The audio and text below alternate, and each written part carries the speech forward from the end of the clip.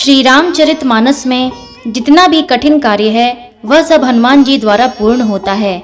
माँ सीता की खोज, लक्ष्मण जी के प्राण बचाना, लंका में संत्रास पैदा करना, अहिरावण वध हो या श्री राम लक्ष्मण की रक्षा जैसे अनेक कार्य हनुमान जी ने अपने अद्भुत बुद्धि चातुर्य से किए।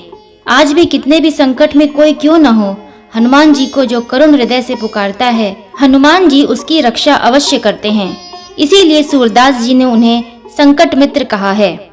एक बार की बात है, एक बार भगवान श्री राम ने हनुमान जी की प्रशंसा करते हुए सीता जी से कहा, यदि लंका विजय करने में मुझे हनुमान का साथ ना मिला होता तो मैं तुम्हारा वियोगी ही बना रहता।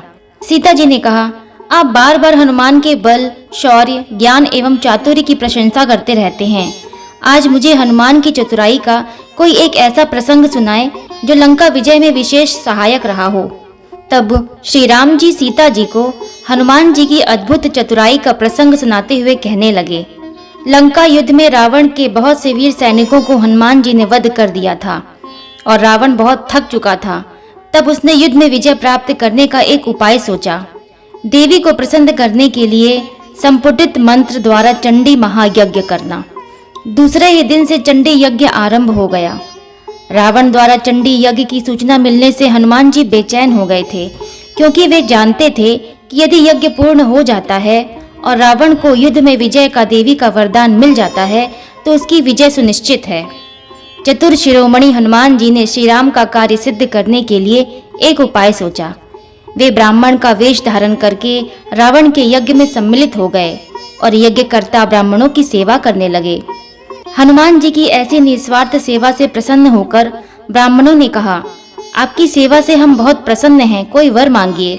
तब हनुमान जी ने ब्राह्मणों से जो वरदान मांगा वही उनके बुद्धि कौशल को दर्शाता है।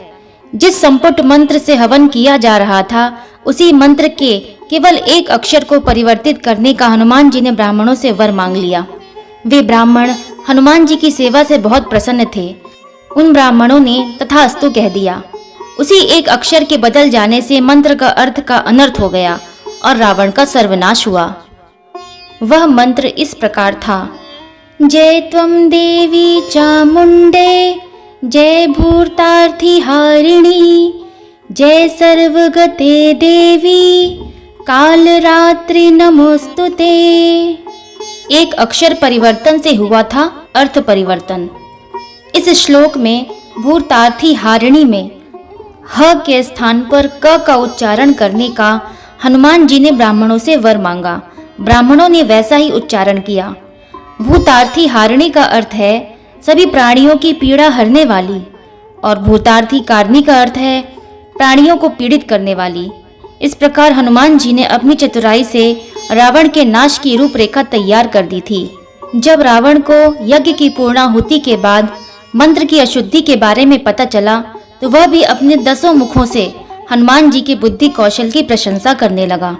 यदि यहाँ कोई स्वार्थी सेवक होता तो वो स्वयं अपनी प्रशंसा के गीत गाने लगता, किंतु हनुमान जी तो जानते थे कि अपने मुख से अपनी प्रशंसा करने से तो देवराज इंद्र भी लघुता को प्राप्त हो जाते हैं।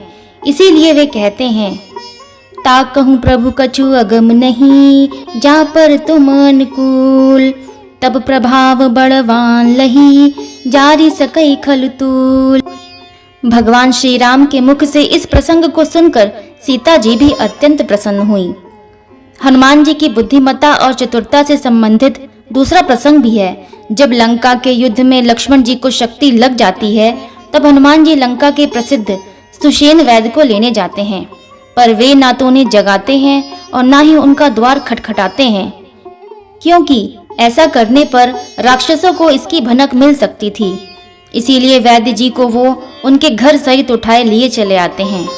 संकट के समय एक भी क्षण नष्ट न करना उनकी बुद्धि चातुर्य का उदाहरण है।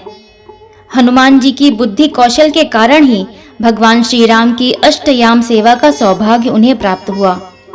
चुटकी सेवा के कारण ही हनुमान जी श्री राम पंचायतन में छठे सदस्य के रूप में अपने प्रभु श्री राम के चरणों में निरंतर उनके मुख की ओर टकटकी लगाकर हाथ जोड़े बैठे रहते हैं। ऐसे हनुमान जी के चरणों में हम कोटि कोटि उन्हें प्रणाम करते हैं।